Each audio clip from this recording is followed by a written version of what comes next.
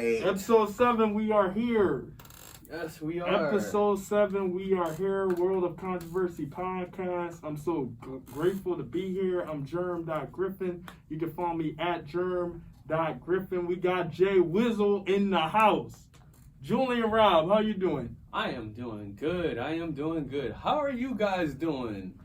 Facebook, Instagram, we got our YouTube people, we got Spotify, and every other listener right now. Yes, we got Podchaser and Overcast. You know, today we got a great guest. Google Podcast, don't forget about them. Oh, Google Podcast, we can't forget about them. That's actually how I listen to this. So Anchor, all that stuff. Listen, we got a great guest today. We got Lovell in the building. Lovell, where can they follow you at? Guys can follow me on Instagram at DABLAK Unicorn, the black unicorn like Audre Lorde, not Tiffany Haddish, or at Misfit Mentors, on Instagram. Yes, correct. Correct. Yeah, so we're in the studio, Rec Philly. It's episode 7. I'm so grateful to be here. So what are we talking about today, Rob? Oh man, it's a good one. And is the environment to movement fueling gentrification? Is the environmental movement fueling gentrification, correct? Yes. So, with the environmental movement, there is some cause of gentrification. Correct. Am I correct, my friend? Correct. Yeah, 100%. Correct. Yes. So I actually had a theory about this for years, and I was actually explaining it to you two. And the question arose after my years of work in the environmental movement and my studies of geography. I just thought, okay, hold up. There gotta be some type of correlation between these environmental people sliding into predominantly black and brown and lower class, even lower middle class neighborhoods. I thought there was always some type of correlation that no one was really talking about. And I started to do the research. There's tons of research on it. It started from the late 2000s. Late 2000s, people really started to go in on the research on green gentrification, which is a term we'll be talking about. Green gentrification, or you can call it environmental gentrification. Correct. That's another term that they use. Correct. Yes, environmental gentrification, green gentrification. Listen, we got Lovey in the building. She is a great person to talk about this because she has a lot of experience in the community garden atmosphere, the urban policies going on in Philadelphia, and I would love to get her take on it. Lovey, what you guys say? Well, first I want to say thank you guys for having me. And yes, I think that first I want to say that colonizers, they colonize, right? Correct. There's a saying in Haitian Creole that ras pa pedi, which means that the customs of a race or a people will never change. So that's the first note that I would like to make. So when these people come into communities, whether, they be, of color or not of color, they decide to go into these communities and create community gardens and let's do something really nice for the community. Let's, feed the people. Let's improve upon and culture these people. Correct. And elevate them to a standard where they will be acceptable to live among the middle class. Well, now we know that's not the case because, of course, we live in a racial caste system and, there's lots of redlining and things and reasons why black and brown people do not live in the same living conditions as white people. So, you have these people that come in and they're like, we're going to make a community garden. And then in turn, you can see it all over Philadelphia. Now you have college students from various universities coming in and they feel comfortable now because we've made the space comfortable to their white middle class taste. Yes. So I think essentially environmental gentrification is just, the same thing that happened with, you know, the indigenous people in the United States. They come into an area, the colonizers come into an area, they say, oh, we can improve upon and make you cultured, and you won't be a savage anymore. Let's feed them, food, since they live in food deserts. Let's build a food community garden in exchange for the culture and the history of the area, in exchange for the spirit of the area. When I speak of the spirit of the area, I speak of the culture and the roots of the people that actually live there and the area belongs to. We sell our souls in exchange for community gardens, essentially. Yeah. Dang. Ooh. Man. That was. Yeah. That's something to think about. That is something to think about. I didn't think I can go that deep. I'm trying to think about something because you really was correlating it to what was going on in the first colonization of the present-day United States with the natives, correct? Yes. And I think about that whole trade, the trade for the tobacco, for land. Yeah. But then you start reading the history, they finessed the trade. Some of these trades were really finessed to benefit, the colonizers, yeah. So there was some lying, there was some scheming, some, and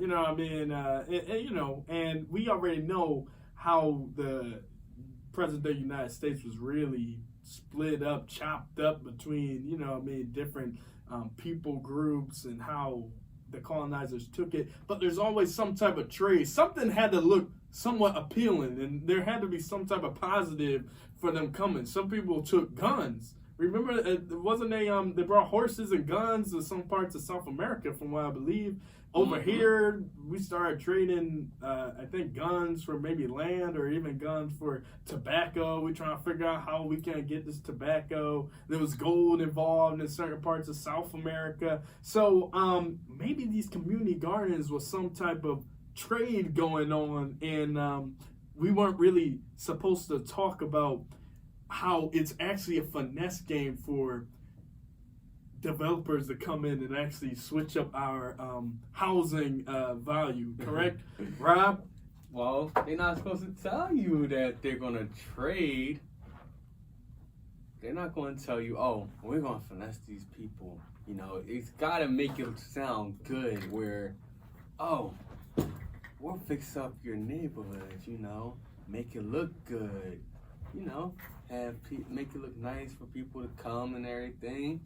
Yeah, you make it look nice for people to come, but then you build the property value and the taxes on these houses and force these people to move out from their homes into worse neighborhoods. Am I correct? Yeah. And I think Correct. I think a lot of people don't think about gentrification in terms of color, but it is a color issue. While it is like a socioeconomic issue, well, that's why it's socioeconomic, right? Because it's the blackness ties in hand with like the social class and the displacement of the people when the property taxes rise. So I was working in a community garden this summer, and we were talking about gentrification and the possible issue of a larger corporation coming to fund the community garden, and what the difference would be if we built it ourselves or if this large organization comes and does it. And this 16-year-old young man asked me, well, even if we do it, won't the property taxes go up? Because, Wow. It's still making the community nice, and they're still going to like it. And won't the property taxes go up? Well, there's nothing really we can do, is kind of what he essentially said. And I think it comes back to the fact that anything that is nice is attributed to white middle classness. Dang. And then anything that is black is attributed to, being lower class. So that's something. I be thinking about that too. I be thinking why do it really have to be that way? I know, we're all in Philadelphia, Delco, whatever, and there are some neighborhoods with some upper middle class black people. We already know about, you know, Winfield and that kind of weird stuff. But it just seems like when you driving past, you see like trash and so little green spaces. You know, I want to talk about environmental justice too. Mm-hmm. Environmental justice was making the claim that us, as in the black neighborhoods, they didn't have enough green spaces. I was like, hoorah, let's get it done. Let's put these green spaces in. And now I'm looking at it, you also have to take in turn that more green spaces, isn't that going to also raise the property value? Meaning that environmental degradation somehow was maybe keeping black people living in the neighborhoods they were always living in, and environmental remediation, or the expansion of environmental spaces, green spaces, was actually going to push the black people out, because we got to go back to economics. And these black people living in these neighborhoods, it's sad. The little bit of wealth we have, we're all living on like a string. You know what I mean? We're living on like the thinnest level of being secure in a certain location. There's a lot of black men out here, you know, who are actually homeless, living from one woman's house to the next, you know what I mean? Mm-hmm. You know, and we can really dig deep into that. But that's a different episode. That's a different episode, you know what I mean? But on this one. But you know, environmental gentrification is really interesting to me, because I was always looking at the environmental justice side. Why are black people so close to waste facility plants? Why are black people out here with no trees and not enough parks and trees in their parks? But yo, this was actually the stuff that was keeping our property value to a point where black people could actually live in these neighborhoods. You know what I mean? It was all connected. Dang. It was almost like astonishing to me. It's all connected. The wealth. The wealth, yes. You know, they say money rules the world, right? Yeah. Cash rules everything around. Wasn't that song? Yeah, I don't know. Wu-Tang Clan. Okay. Rob, what you guys say, man? You got the iPad out. What's going on? Look. Here's the thing. We can go into this, what you call it, green gentrification. Correct. Or environmental gentrification. All the same terms, you know, climate change gentrification. Yeah, climate gentrification. Man. Oh, well, that's a little different. Well, actually, yeah, that might be a little Yeah, that has to do with flooding and them cats not going back to the land that, you know, that flood insurance. You're right. Yeah, climate change. Yeah, that's a different episode. That that gets deep too. I was reading a little bit about that. Yeah, I was reading about some of that. Yeah. Yeah, the climate. Oh man. Yeah, climate gentrification, a whole different thing, but that's deep. Yeah. Y'all want to go a little into the climate? I mean, if you know enough about it, what did you read about it? I only know basic. You know, like you said, the flooding, which brings people out of their neighborhoods. Correct. Into like, you know, the city, right. Move the lower income people out, just like we're talking about, and the people who could afford flood insurance are able to move in, and you know what I mean. So it's still moving out of lower income displacement people, correct, or displacement of lower income people into worse housing, right, than what they were in. So kind of the same like what happened with Hurricane Katrina. Yeah. So those like white people moved into the city, into better neighborhoods, the parts that wasn't hit as bad. Right. And them black people got pushed out of their houses. Yeah, the climate literally pushed them out. That's displacement to like a very primitive level. Yeah. Wow. Yeah. So this gentrification gets deep when you go into the climate change, then you go into the environmental movement. Right.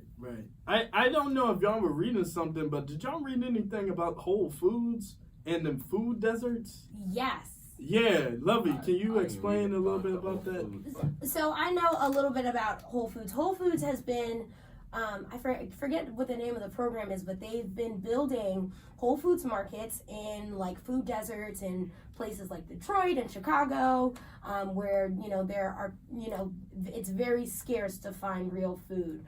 So not only are they marking down the cost of organic apples and all the frou that they sell at Whole Foods, but they're also creating jobs in the area as well.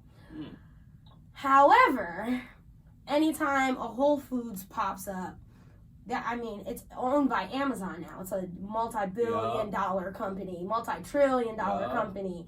So anytime you put something of that value in an area, even if the intentions are good, consequentially, it goes back to the economics piece of it, the property value rising, etc. But I do like the fact that they went in with the intention of creating jobs and providing food. However, we do not need Whole Foods to save us. Right. What we need is, well, let me ask you guys, what do you think would create stable housing conditions for people of color? What would stop this continuous cycle of, being pushed out of our neighborhoods?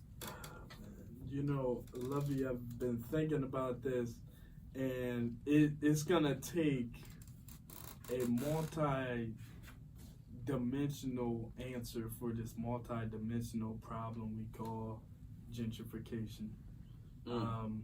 In this city, we got gentrification, templification, LaSallification. All the same, different companies.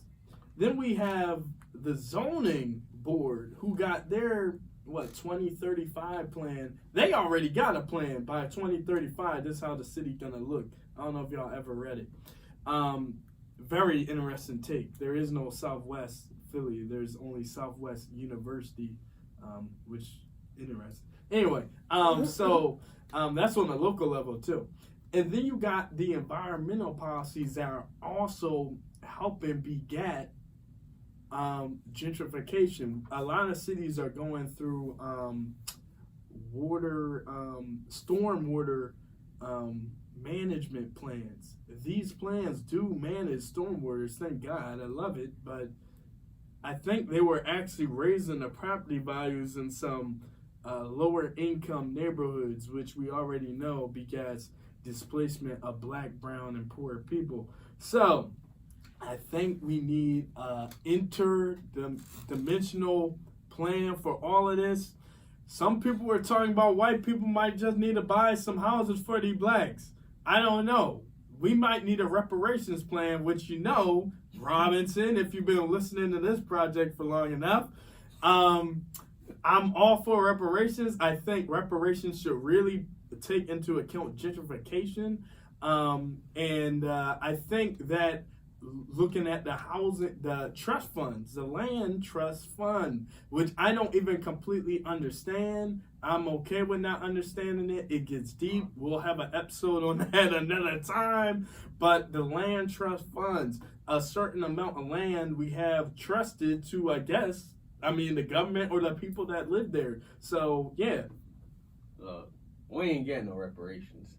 Y'all keep begging for them. You got people that giving you false hopes about them, including Joe Biden. He's not even going to give y'all no reparations. Oh, Jesus, not Jalen Joe. Oh, yeah. I'm telling y'all, if y'all expecting reparations, ain't no reparation. What we need to do as a people, right? We need to get off the BS, okay? Okay. We need to get off the BS. We need to come together. Our communities needs to come together. See, here's the problem. You got people from different communities moving in and whatnot. Everybody got beef. This person don't like that person for some reason. We got jealousy going on. We need to get rid of the jealousy. We need to get rid of the hate. We need to get rid of all the stuff that's keeping us divided. We need to come together. We need to say, this is what we're going to do for our community. Our community of where we live at. Okay, but what is the practicality of what to actually do? What is the practicality? What are the steps to do? All right. I understand the goal, but I I think it comes down to co-ops. I read something about co-ops. Maybe what if the community actually owned the businesses? The community will be less susceptible to gentrification. If you ask me, I believe co-ops might be a big answer. With a co-op, you wouldn't have any type of niche for Whole Foods to come in. You wouldn't have any type of niche for a big developer to come in. Well, that's one thing. We need that. We need co-ops. We need to start, we need to own the food. Food. Because we don't need these white people coming and do this stuff, exactly. man. That's what I'm saying, too. We don't need the white people come in and do, clean up the vacant lands and fix it up. Black people, we can do that ourselves. We can do it. We can clean up our neighborhoods ourselves. We don't need these white folks. I don't understand why the white folks have to come in for any of this to happen. Why is that? So I want to just jump in here. There's a great project and a great nonprofit in Philly run by a black brother in a Nation of Islam, and it's called Junior Fruit Garden, and he literally goes to vacant lots, cleans them up, creates gardens, and then gives food to the community. So we are able to do it. However, when it comes to organizing amongst ourselves as people of color, we have been so abused and so hurt and pit against each other so much that we have lost our sense of camaraderie and community. All of our leaders have been killed or castrated. All of our leaders have been killed or castrated and put on drugs in the 1960s and in the 70s and in the crack epidemic in the 80s. So that has broken a lot of our sense of community. But, if we were able to come together, it would look like, I agree with you, Jeremy, buying back the block. Complete ownership. If we own it, you can't tell us, no, you're not going to buy this. You got to go over there. You know what I mean? And a united front, being able to support, the little lady that lives on Social Security, you know what I mean, that would have a better opportunity if she sold her house. How do we create a better opportunity for our people than they can offer us? Right. Also, every time we do something like that, they always try to destroy it. Like Move 9. Okay. Yeah. When they did their thing, they was living off the land and wasn't going with, what the government had for them. And what happened? They got bombed. They bombed the neighborhood. That's for 9 people. Tulsa, Oklahoma. I can finish your thoughts. Rosewood. Yeah, We get the point. Okay. You already finished my thoughts. Yeah, I was about to go into Tulsa, Oklahoma. We talk too much. Black people, was thriving, and what they do. Yeah. Bombed them. And that's all to speak without even mentioning infiltration. I think we talked a little bit about quid pro quo. COINTELPRO. COINTELPRO. Yeah. And then, they also use our own people against us. Yep, that's one of the tactics of COINTELPRO. Listen, there's so many coons out here. That's the thing, man. To get to us, you gotta see. There's always a spy within your group. Sadly. Or, as you can say, we're gonna put Bible term. There's always a Judas in your group. Episode 7, World of Controversy podcast. We're having a great time talking about green gentrification.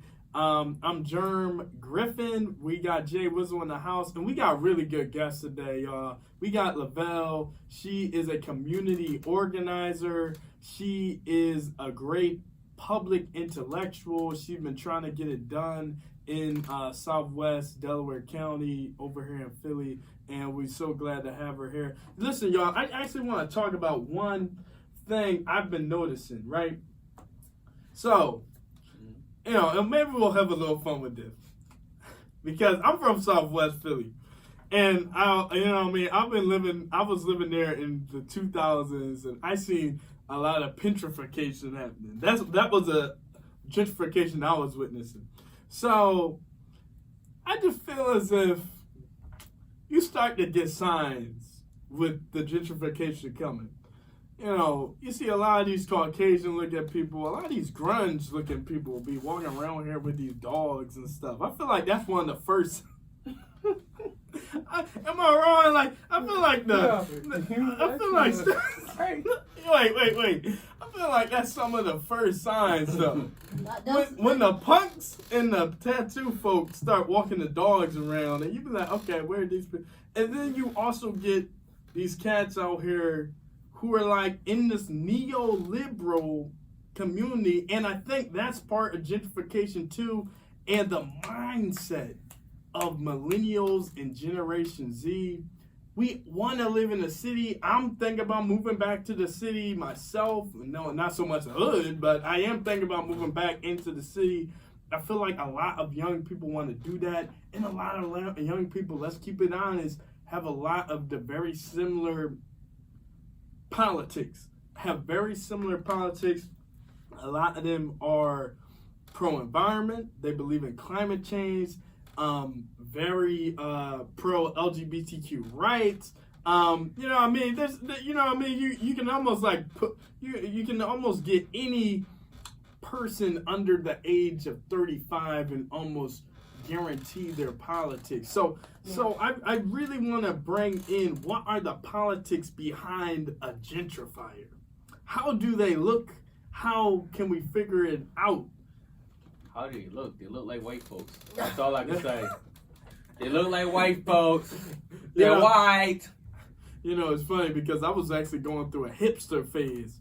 And, someone told me, you ain't a hipster, you ain't rich enough to be a hipster. I looked at it, I was like, dang, there's so much truth to that. But yeah, I guess you're right. Straight like that. Lovey, what you got to say, yo? Oh, listen, I think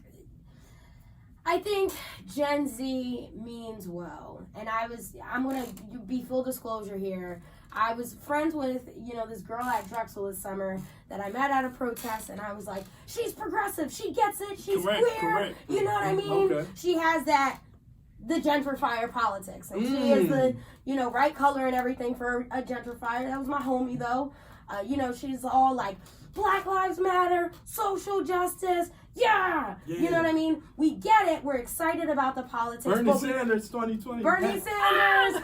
Joe and Kamala just because they're blue, you know what I mean? Yep.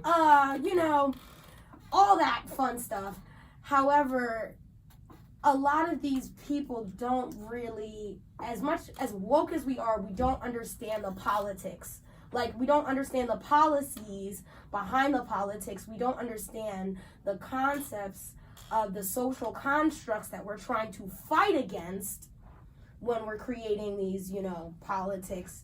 So I feel like, Gen Z, they think they're super progressive, but they don't really know what it means to be progressive. They don't know how to dismantle the system. They haven't read the books and done the work, okay? So that's why you have all these, white kids thinking that, they're woke AF or whatever. They think they're woke. They think they understand. Yet they go to colleges with no black people, don't have any black friends, right? Move into a black neighborhood and then feel comfortable saying that they're not racist because they live in a predominantly black neighborhood and they don't feel scared walking their dog around, right? Mm-hmm. Yeah. So they feel like, oh, well, this is what integration looks like. This is what equality looks like.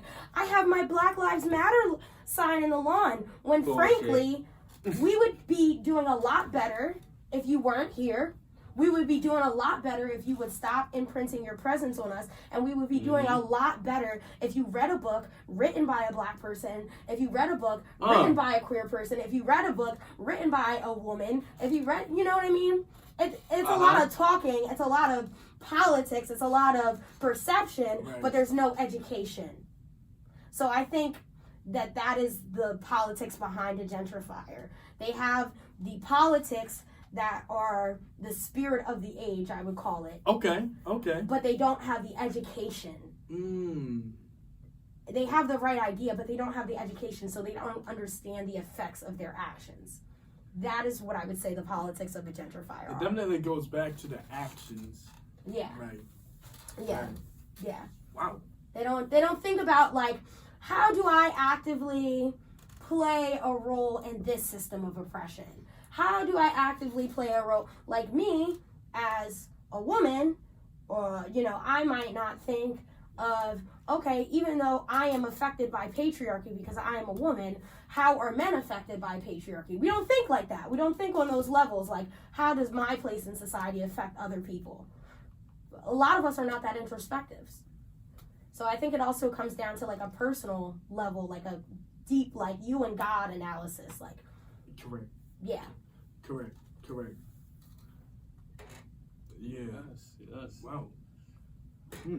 That was perfectly said. Yeah, well put. I've been a part of these groups enough. I've been a part of these groups where people really want to get this activism thing going. People really want to get going on the policies, and I had to get out of the circle. I had to get out of it. You sometimes got to take a break and listen. Oh, well, you're burning out, and some people do burn out. I don't know if I've ever burned out, but I had to take a step back because of the slight, I'm not even sure, fakeness, but something wasn't sitting well with me. And I'm not going to say just because I'm a male, and I'm a Christian or whatever, but something about the whole thing, I think Lovell used a really good term, the spirit of the age. And the spirit of the age has so much knowledge up in the heads, up in our thoughts, up in the philosophy is there. Oh yes, but my goodness, the actions and the escapism going on, and just kind of selfishness. A lot of activists are egotistic and selfish, and I'm not coming at all activists. We already know there's some people who will do the work, and some people who watch the work, and some people who don't know there's work going on at all. And at least the activists are doing the work, but at the same time, gentrification is still happening. And I know this is gonna hurt some people. I know, there are activists out here who are actively gentrifying. Not talking about it. No, they're the ones doing it. They're the ones filling apartments that were just built up in the hoods. They're the ones going to the coffee shops that 4 or 5 years ago was, in a black neighborhood. Now it's in a, progressive neighborhood. But and I love it too. Don't think that I'm preaching to the choir. I love that crap. I don't care what y'all say, but I do know that something about it, makes me be like, I don't know if this is the best way. This is not ideal, because some people used to be here, and now they're not. Displacement happened because of my consumerism at Baltimore Avenue. Uh-oh. See, y'all don't really want me to start naming names. But, my consumerism happening on a college campus like Penn or Temple actually was affecting people in the, surrounding areas. And I got to take the blame for that. I was an activist contributing to gentrification, and I'm poor. Why couldn't I go to a soul food place in Southwest? Why couldn't it be me? It was my fault. So one of these days, we as the progressive, we as the conscious black people, conscious white people, us as the conscious youth, really have to take into consideration our part in gentrification. And I'm going to stop talking. Rob, please go ahead, man. I'm sorry. All right. This is the world of controversy. So we're about to end this pretty soon. So, Lovell, you got anything you want to promote real quick? I just want to say, first of all, shout out to all my misfits. I love you guys so much. All my mentees. I run a life skills program in the greater Philadelphia area called Life After High School. The name of the organization is Misfit Mentors. You can follow us at Misfit Mentors. We teach mental health and promote all of those things. We also do online career coaching as well. So if you would like to donate, you can feel free to donate via Cash App, $ Misfit Mentors, or on PayPal with just paypal.me/Misfit Mentors. Thank you guys so much for having me. Okay, yeah. Thank you for coming out. Thank you, and thank you for bringing your energy into this. It's such a positive energy you just brought into this whole episode, this podcast. So we thank you. Thank you. For our folks, War the Controversy podcast, you can find us on Instagram, WOC_podcast, right? And WOC_podcast for Facebook. Twitter, WOC_podcast. Okay. Yeah. And for our YouTube, WOC_pod. That's for anybody that don't know, our Spotify listener, Google Play listeners,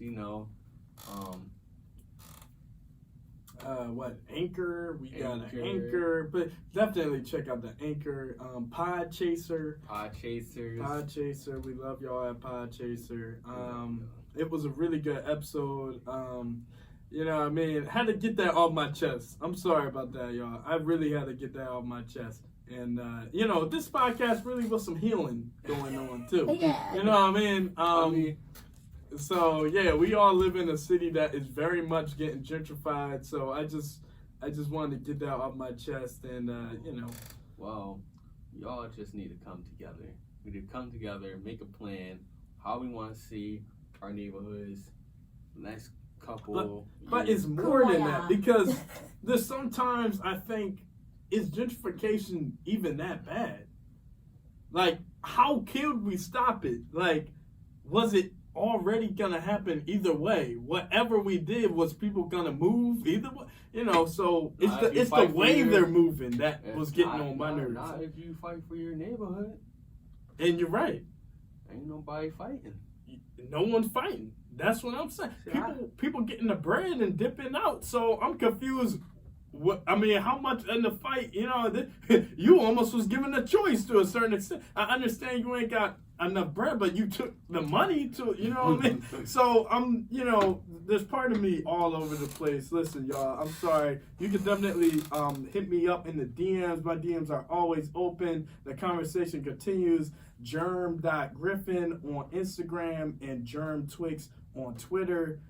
Julian. All right. JWizzle_ on Instagram. And you just follow me on Julian Robinson on Facebook. Yes, this is a good episode. Thank you very much.